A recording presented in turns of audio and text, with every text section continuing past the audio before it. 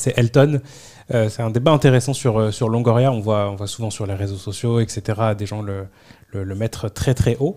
Et lui, il dit on a tendance à reconnaître les légendes après leur départ, mais que manque-t-il maintenant à Pablo Longoria pour devenir une légende de l'OM, rentrer dans la légende? Manque de titres. Et voilà.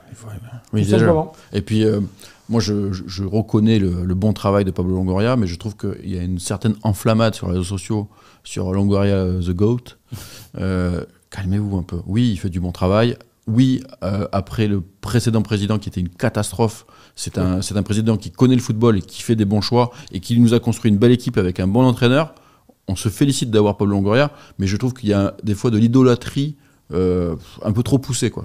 C'est très bien Pablo Longoria, il fait du bon boulot. Après, on va arrêter d'idolâtrer à ce point-là. Enfin, moi, ça me fait un peu peur des fois. Non, il faut être, je pense aussi, rester dans une continuité. C'est ça. Aujourd'hui, l'Olympique de Marseille... Il faut stabiliser tout ça. Voilà. Quoi. Alors, c'est bien, on a des résultats, c'est bien. Longoria fait du très bon boulot. Mais regardez, l'entraîneur change chaque saison.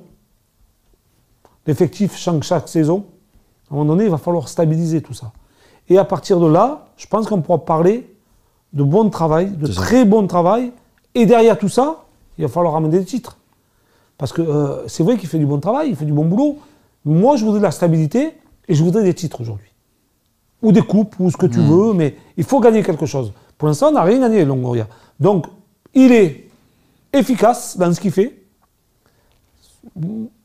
La seule petite remarque que je pourrais faire, c'est d'avoir un entraîneur sur 3-4 ans, d'être chaque année en Ligue des Champions, et pourquoi pas gagner le championnat de France, et de gagner la Coupe de France. C'est la stabilité, voilà, je suis d'accord avec toi. Après, je trouve que le boulot il est bien fait. Le mercato est bien géré, l'équipe, le club est bien tenu. Je trouve que le choix de Tudor était un choix audacieux parce que c'était un jeune coach qui n'avait pas forcément l'expérience dans les grosses équques. Mais nous, les premiers, Nico, bien sûr. quand il est arrivé, on a commencé à dire... C'est pour ça que je dis que c'était audacieux. Il a fait 8 clubs en avant ou 9 clubs en avant. C'est pour ça que c'était très audacieux. La question, quoi. Mais en termes de football, de ce que propose Tudor, ça colle tout à fait à ce que veulent les supporters et la plupart des spectateurs. Donc ça, bravo. Maintenant...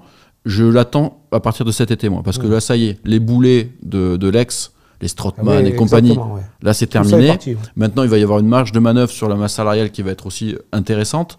Comment il va gérer ça? Le stade est plein, il y a des revenus grâce à ça.